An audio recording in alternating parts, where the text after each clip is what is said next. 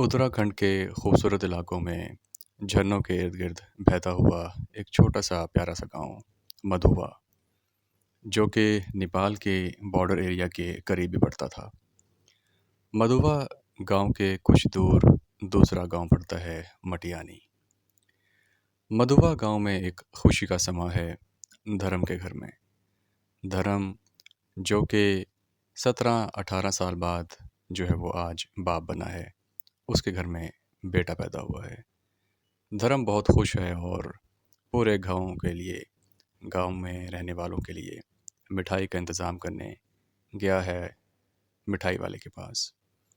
बड़े बड़े टोकरे बन रहे हैं, सज रहे हैं और खुशी खुशी घर लेके आ रहा है अपनी बैलगाड़ी पे उन टोकरों को। अब धर्म बहुत खुश है और घर पहुंचता है। सब बीच में बधाई दे रहे होते हैं कि धर्म मुबारक हो, आप बाप बन गए और अब तो खुशी का मौका है। तो लगता है मिठाई हमारे लिए ही आ रही है। तो धर्म उनको बीच बीच में रोक के मिठाई भी देता है और कहता है घर तो पहुंचाऊंगा ही, अभी भी मुंह मीठा करो। घर पहुंच के अपने घर वालों को देखता है, अपने बेटे को गोद में लेता है और बहुत खुश होता है और भगवान का शुक्र अदा कर रहा होता है, धन्यवाद कर रहा होता है कि उसने इतने सालों बाद मुझे अपनी नेमत से नवाजा है। और धर्म की जो पत्नी है वो भी उतनी ही खुश होती है और अपने मियाँ के साथ अपने बेटे को देख रही होती है और कहती है चलें अब आप पूरे गांव में इस मिठाई को बांटिए। तो धर्म उन टोकरों को लेके अपने आस पड़ोस के घरों में निकल जाता है।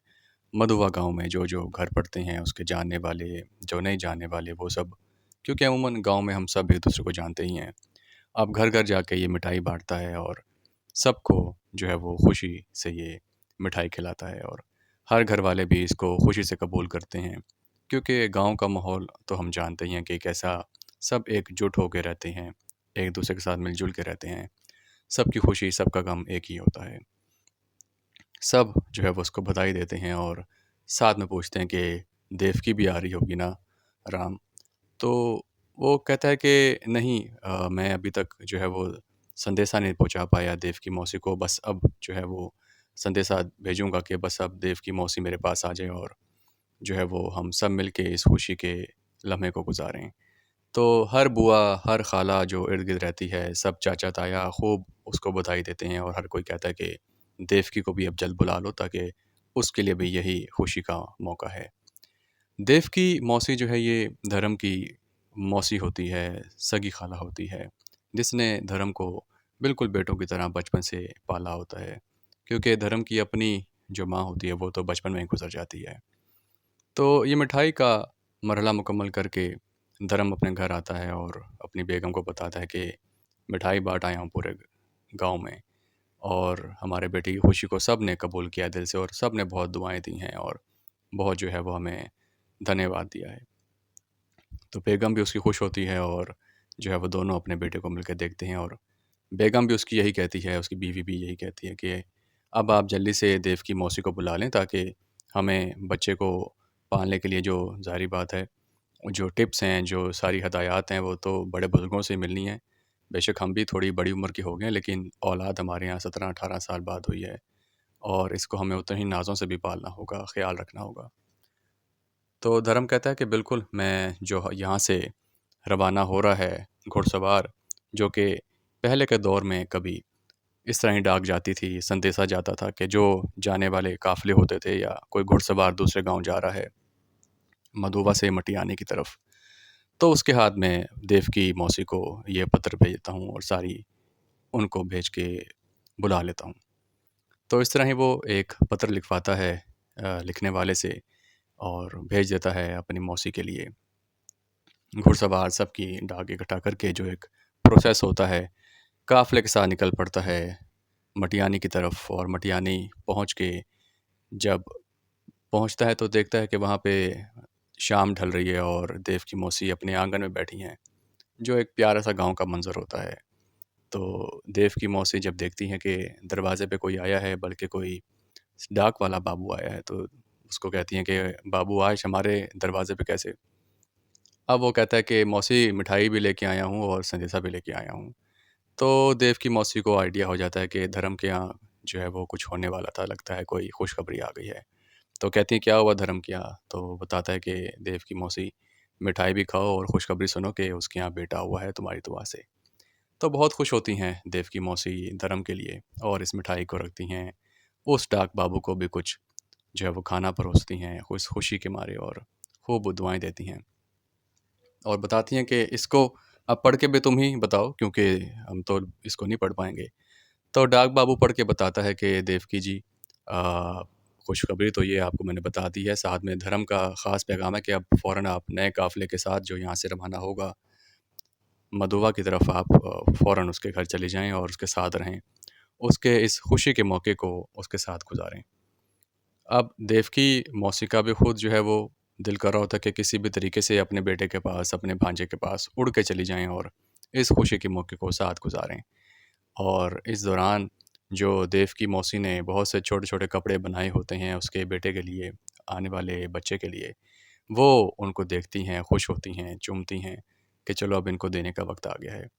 जो हमारे माशरे में, हमारे सोसाइटी में बड़े-बुज़ुर्ग ख़वातीन, दादी जान, नानी जान जो है वो कपड़े बनाती हैं मेहमान के आने से पहले और शाम में वेट करती हैं कि कब उनका बेटा जो है वो आए, धर्म का कज़न और देव की मौसी का बेटा।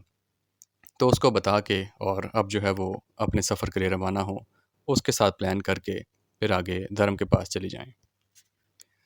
देव की मौसी का जो बेटा है कुमार, ये अब शाम में जब अपने खेतों से काम करके पहुँचता है तो देव की मौसी उसको देखते साथ ये खुशखबरी सुनाती हैं और कुमार भी ये खुशी खबरी सुन के बहुत मुतासिर होता है, खुश होता है और फ़ौरन देव की मौसी को गले लगाता है और कहता है कि चलें, आपको भी बहुत बधाई हो और धर्म को भी बहुत बधाई हो कि मैं जो है वो चाचा बन गया हूँ इतने सालों बाद। तो यहाँ पे जो बहू होती है वो भी बहुत खुश होती है देव की मौसी की कि हमारी फैमिली में एक और मेहमान आया है। तो कुमार कहता है कि माँ तुम्हें अब उसके पास जाना चाहिए, उसको और जो उसकी पत्नी है उसको तुम्हारी ज़रूरत होगी। खुद से वो ये बात कहता है और देव की मौसी कहती है कि हाँ, देखो उसका आज जो संदेशा आया है उसमें भी यही मौजूद है कि उसने हमें बुलाया है, मुझे बुलाया है। तो मेरा रवाना होने का प्रतोबंद कर दो इसमें कोई भी। तो फ़ौरन जो है वो कुमार उसी वक़्त जाता है जो नेक्स्ट काफ़िला निकलना होता है मटियानी से मधुबा की तरफ। उन गाड़ीबान को कहता है जाके जो बैलगाड़ियाँ चलती हैं, घोड़े गाड़ियाँ चलती हैं कि जो है वो माँ भी साथ तुम्हारे जाएगी और उनको कहता है कि सुबह वाले जो काफ़िले के साथ जो है वो माँ को रवाना होना चाहिए। तो वो वहाँ पे उनकी आप कह लें कि बुकिंग एक तरह से करा देता है, उनको इंटीमेट कर देता है और आके बताता है कि माँ सुबह जो है वो तड़के ही यहाँ से रवाना होगा काफ़िला जो कि 2 ढाई घंटे की मुसाफ़रत पे है, इसका सफ़र होगा। तो देव की मौसी अपना सामान बाँध के, अपनी सब चीज़ें तैयार करके, कुछ चीज़ें बना के देसी घी की और जो कपड़े बनाए होते हैं बच्चों के वो लेके सफ़र के लिए तैयार हो जाती है और बस इंतज़ार होता है कि कब ये रात कटे और सुबह हम अपना सफ़र शुरू करें। अब सुबह होते ही तैयारी मुकम्मल होती है तो कुमार के साथ देव की मौसी चल पड़ती हैं उस गाड़ीबान की तरफ, अपना सामान रख के, दुआ सलाम करके अब आहिस्ता-आहिस्ता जो ये बैलगाड़ियों का सफ़र होता है शुरू हो जाता है। कोई 3 से 4 बैलगाड़ियाँ एक काफ़िला बना होता है और आहिस्ता-आहिस्ता होता हुआ मधुबा की तरफ चलना शुरू हो जाता है। अब यहाँ पे आपको बताता चलूँ कि जो मधुवा और मटियानी के बीच का सारा रास्ता ये जंगलों से इर्द-गिर्द घिरा हुआ है और कच्चा रास्ता, सब आस-पास जंगली जानवरों का ख़तरा मौजूद होता है। इन सब लोकल लोगों को इस चीज़ का आइडिया होता है कि यहाँ पे जंगली जानवरों का ख़तरा है, इसलिए शाम में कोई सफ़र नहीं करता और दिन ही दिन में सब सफ़र करते हैं और हर तरह से जो है वो अलर्ट भी रहते हैं। काफ़िला चल रहा होता है बैलगाड़ियों का अपनी नॉर्मल स्पीड के मुताबिक, रफ़्तार के मुताबिक और चलते-चलते कुछ मकाम पे ये अपना पड़ाव डालते हैं ताकि कुछ पानी पी लिया जाए, कुछ रेस्ट कर दिया जाए, कुछ बैलों को खाना भी दे दिया जाए। यहाँ के देखते हैं कि आस-पास तो इर्द-गिर्द जंगल होता है और घना जंगल जहाँ पे कोई फ़िलहाल तो ख़तरा महसूस नहीं होता। लेकिन सब अपने इर्द-गिर्द जो है वो होते हैं, करीब ही होते हैं, कोई दूर नहीं जाता। इस दौरान इनमें से एक जो आदमी होता है उसको नेचर्स कॉल के लिए, टॉयलेट के लिए थोड़ा जंगल में आगे जाना पड़ता है।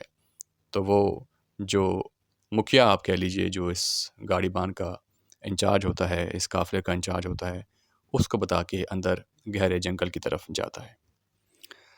तो वो जो काफ़िले का इंचार्ज होता है, सरपंच होता है, वो कहता है ठीक है जल्दी आ जाना और ध्यान से रहना कि ज़्यादा अंदर गहरे जंगल में ना जाना।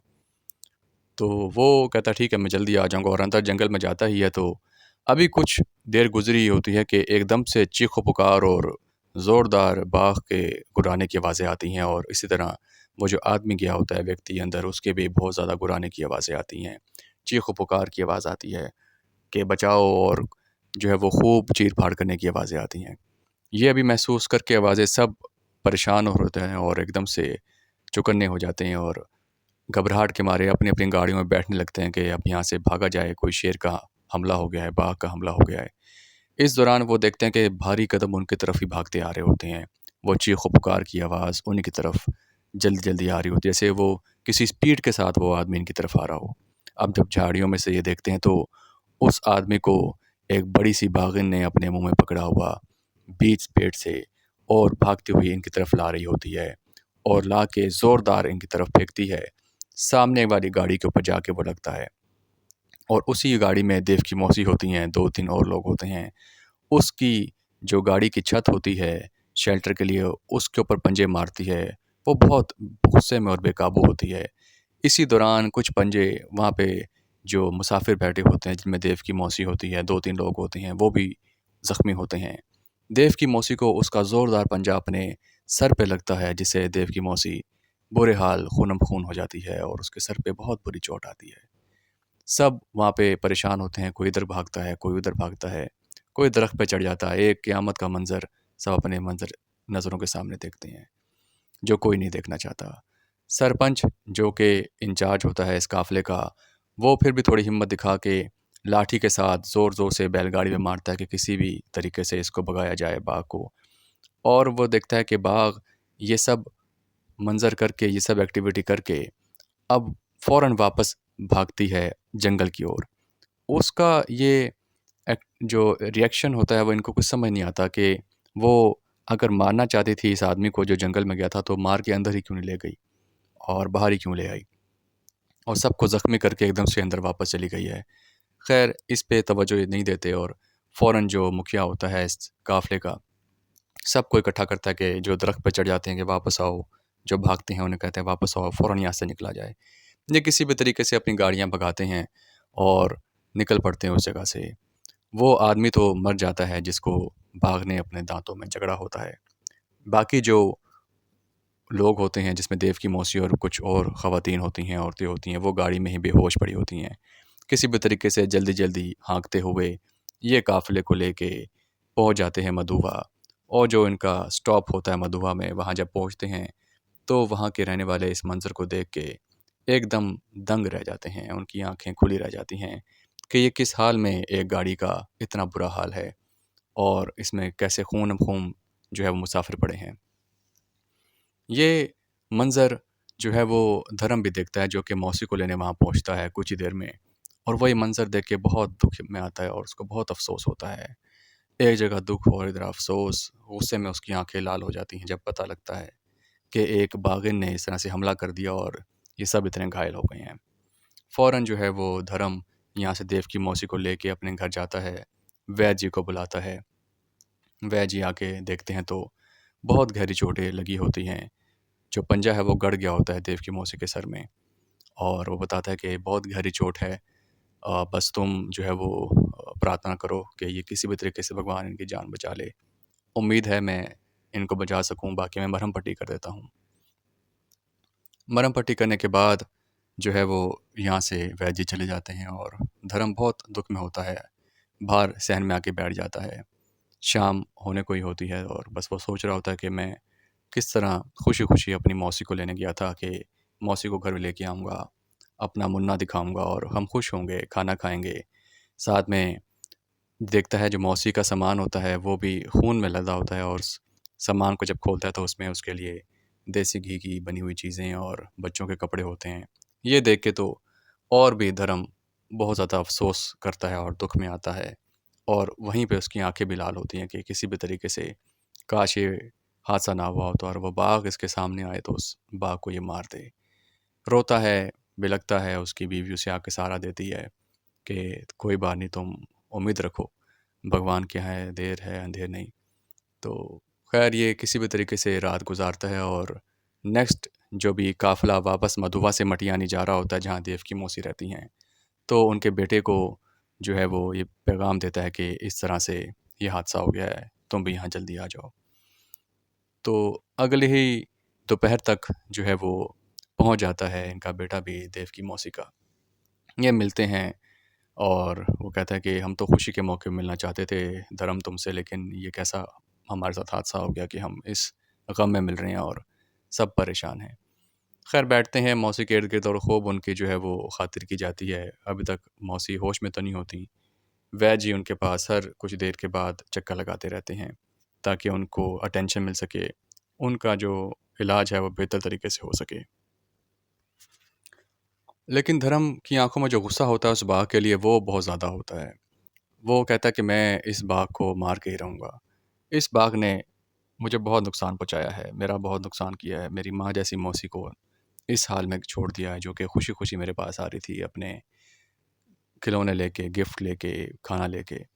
इसको मैं नहीं छोड़ूँगा।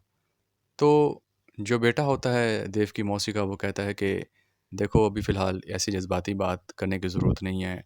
जानवर है, जानवर के साथ हमारा क्या बैर, और हम कोई वो एक जगह रहता तो है नहीं जिसे जाके मार दें, कोई आदमी है तो नहीं जिसका कोई गाँव हो।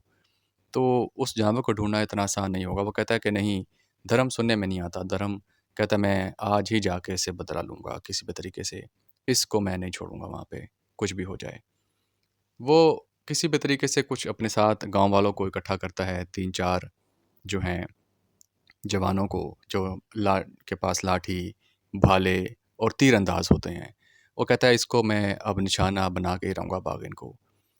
इस तरह से वो बदला लेने की ठान लेता है और कहता है कुमार को, जो कि देव की मौसी का बेटा होता है, कि अब तुम जो है वो इधर रहो, मैं ये बदला लेके ही आऊँगा। कुमार बहुत समझाता है देखो कि एक तुम मुसीबत से बच के मौसी आ गई है और दुआ करो ये ठीक हो जाए, तुम किसी दूसरी मुसीबत में ना पड़ जाना। वो जंगली जानवर है, कहीं तुम्हें कोई नुकसान ना पहुँचा दे, तुम्हारा बेटा अभी बहुत छोटा है, ऐसे ना करो। लेकिन धर्म जो है वो कोई भी चीज़ सुनता नहीं है, वो बहुत जज़्बाती होता है और कहता है कि मैं इसको अब इबरत का निशान बना के ही रहूँगा, इसको मैं मार के वापस आऊँगा। अब ये लोग चल पड़ते हैं काफ़िले के साथ उसी जगह की ओर कि जहाँ पे ये हादसा हुआ होता है। उसको यकीन होता है धर्म को कि मैं अपनी टीम के साथ उसी जगह जाऊँगा, ये अभी भी जो है आदमखोर शेर या बाघिन, ये जो भी जानवर है इसको मैं मारूँगा।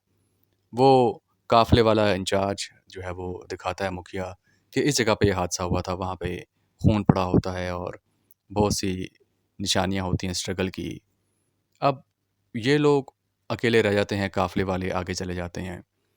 यहाँ मौजूद है धर्म, धर्म के साथ 5 से 6 लोग तीर-अंदाज़ भालों के साथ अपनी पूरी जो है वो तैयारी के साथ होते हैं।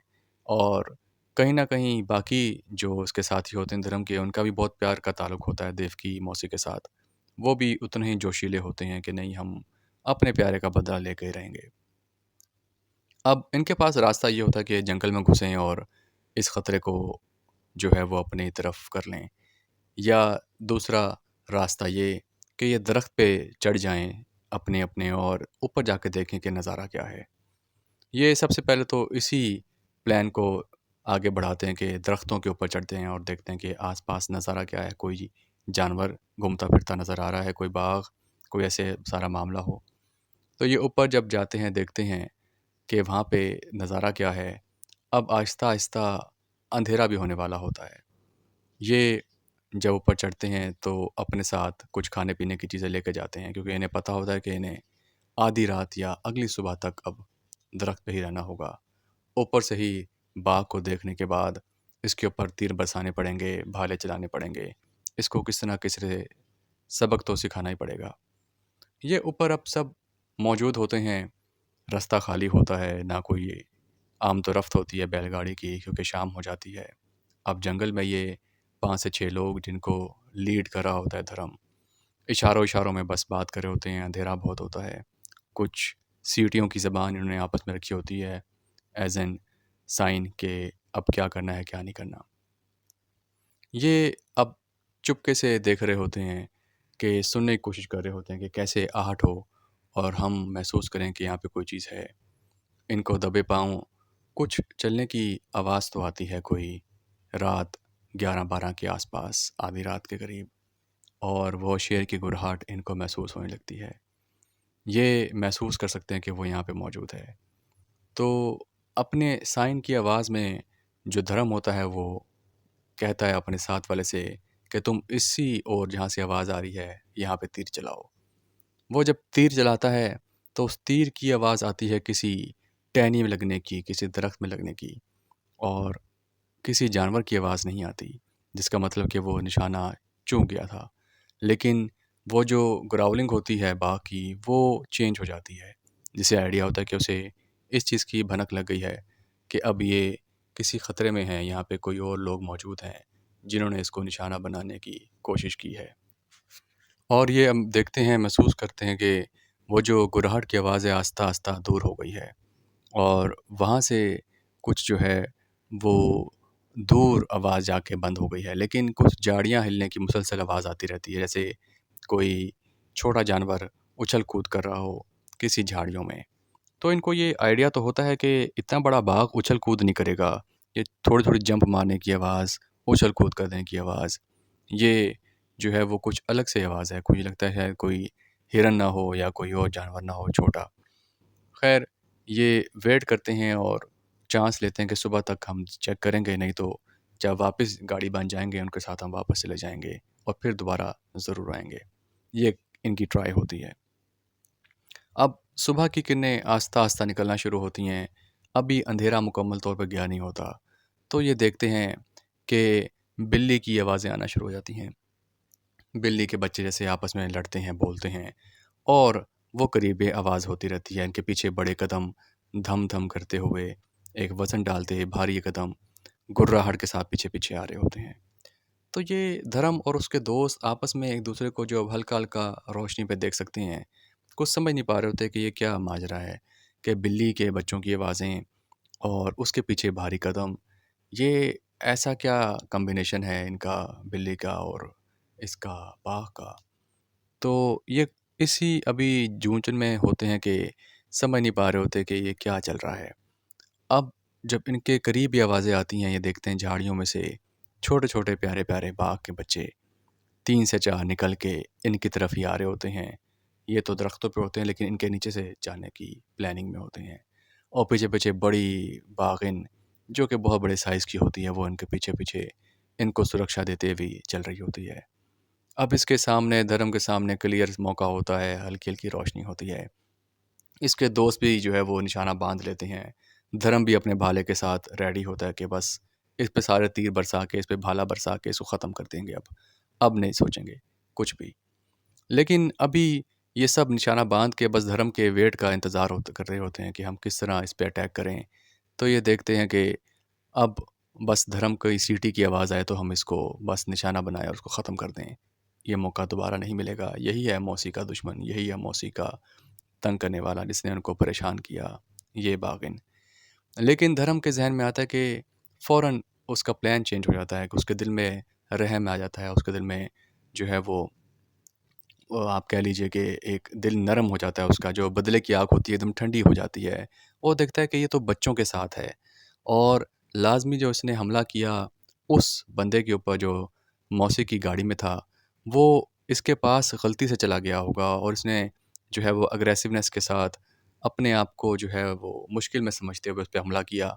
उसको लाके अपने इलाके से बाहर फेंका, और मौसी वगैरह भी उस ज़द में आ गए और फिर वापस चली गई। ये कोई आदमी खाने वाली बाग़िन तो है नहीं। अगर ऐसा होता तो उसको खा जाती, उसको ले जाती। तो उसके दिल में आता है रहम कि देखो, मैं भी तो इतने सालों बाद जो है वो बाप बना हूँ, भगवान ने मुझे औलाद दी है। अगर मैं अपने बच्चे से एकदम दूर हो जाऊँ, तो मेरे बच्चे का क्या होगा? यही हाल जो मैं बदला लेने आया हूँ, मैं मारने आया हूँ इस बाग़िन को, अगर मैं इसके साथ करूँ तो इसके बच्चों को क्या होगा? ये रहम भगवान उसके दिल में डाल देता है, और वो अटैक की सीटी के बजाय स्टॉप जो उनका साइन होता है, वो सीटी बजाता है और सबको अलर्ट करता है कि कोई हमला ना करे।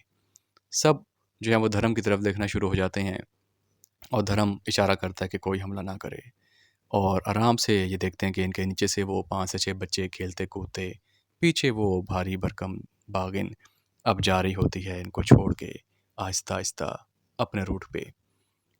ये सब नीचे उतरते हैं रोशनी में अब अलर्ट होके, अपनी सड़क तक आते हैं और सारे कहते हैं कि धर्म ये तुमने क्या किया। हर कोई इससे पूछता है, हमने सारी रात गुजारी मच्छरों में, परेशानी में, जब मौका आया तूने मना कर दिया।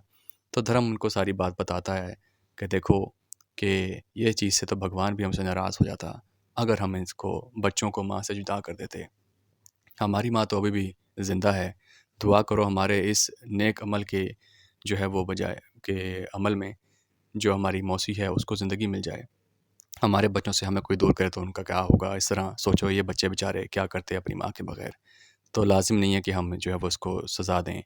इसने जो किया वो खुद से नहीं किया, इसके घर में घुस गया था वो आदमी, तब उसने हमला किया था। ये बात उसके साथियों को बहुत पसंद आती है, वो उसको गले लगाते हैं धर्म को और कहते हैं कि वाक़ई धर्म, तुम एक बहुत नेक इंसान हो, तुमने बहुत अच्छा काम किया, जो हमें सही जो है वो अलर्ट किया। वापसी की तैयारी करते हैं, घर पहुँचते हैं तो अभी ये पहुँचे ही होते हैं, देखते हैं कि वैद्य जी मौजूद होते हैं। जो कुमार होता है देवकी मौसी का बेटा, वो मुस्कुरा रहा होता है और धर्म को गले लगाता है। कहता है तुम्हें मुबारक हो कि मौसी को होश आना शुरू हो गया है, जो कि बहुत चांस मुश्किल थे।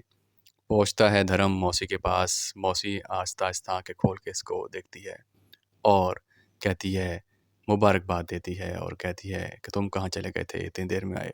तो बताता है कुछ काम से चला गया था बस, आपके लिए प्रार्थना करने। और अपने बेटे को मौसी को दिखाता है, मौसी खुश होती है और खूब दुआएँ देती है।